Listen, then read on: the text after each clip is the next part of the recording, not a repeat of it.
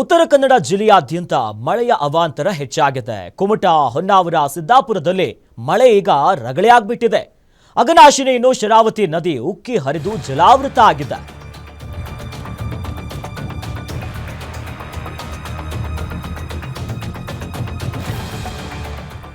ಕರಾವಳಿ ಉತ್ತರ ಕನ್ನಡ ಜಿಲ್ಲೆಯಾದ್ಯಂತ ಮಳೆ ಮುಂದುವರೆದಿದೆ. ಮಳೆಯ ಜೊತೆಯಲ್ಲಿ ಮಳೆಯ ರಗಳೆ ಕೂಡ ಆಗ್ತಿದೆ. ಕುಮಟಾ, ಹೊನ್ನಾವರ, ಸಿದ್ದಾಪುರದಲ್ಲಿ ನಿರಂತರವಾಗಿ ಮಳೆಯಾಗ್ತಿದೆ. ಆ ಭಾಗದ ನದಿಗಳಾಗಿರುವಂತ ಅಘನಾಶಿನಿ, ಶರಾವತಿ ನೀರು ಉಕ್ಕಿ ಹರಿದು ಈಗ ಆ ಭಾಗ ಕಂಪ್ಲೀಟ್ ಜಲಾವೃತ ಆಗಿದೆ.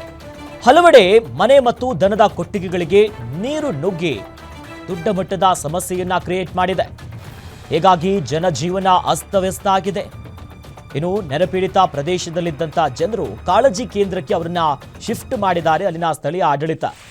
ಕುಮಟಾದ ಕಡವಾ ಶಾಲೆಯಲ್ಲಿ ಈಗಾಗಲೇ ಕಾಳಜಿ ಕೇಂದ್ರವನ್ನ ಆರಂಭ ಮಾಡಿದ್ದಾರೆ. ದೃಶ್ಯದಲ್ಲಿ ಗಮನಿಸ್ತಾ ಇದ್ದೀವಿ ನೋಡಿ, ಉತ್ತರ ಕನ್ನಡದಲ್ಲಿ ಮೊಳಕಾಲುದ್ದ ನೀರು ತುಂಬಿದೆ. ಮನೆ ಭಾಗದಲ್ಲಿ, ಮನೆ ಒಳಗಡೆ ಎಲ್ಲ ನೀರು ತುಂಬಿದೆ. ನಿರಂತರವಾಗಿ ಮಳೆ ಆಗ್ತಿದೆ. ಕುಮಟಾ, ಹೊನ್ನಾವರ, ಸಿದ್ದಾಪುರ, ಕರಾವಳಿಯಾದ್ಯಂತನೂ ಕೂಡ ಮಳೆ ಇದೆ. ಮನೆ ಒಳಗಡೆ ಬಂದಿದೆ ನೋಡಿ, ಮನೆ ಮುಂಭಾಗದ ದೃಶ್ಯಾವಳಿಗಳು. ಈ ಕಡೆ ತೋಟ ಕೂಡ ಎಲ್ಲ ನೀರು ಜಲಾವೃತ ಆಗಿರೋದು. ಮನೆಗೂ ಕೂಡ ನೀರು ನುಗ್ಗಿದೆ. ಕೇವಲ ಮಳೆ ನೀರಷ್ಟೇ ಅಲ್ಲ, ಮಳೆ ನೀರಿನ ಜೊತೆಯಲ್ಲಿ ಹಾವು ಬರುತ್ತೋ, ಚೇಳು ಬರುತ್ತೋ ಅಂತ ಆತಂಕದಲ್ಲಿ ಅಲ್ಲಿನ ಜನರು ಪರದಾಡ್ತಿದ್ದಾರೆ.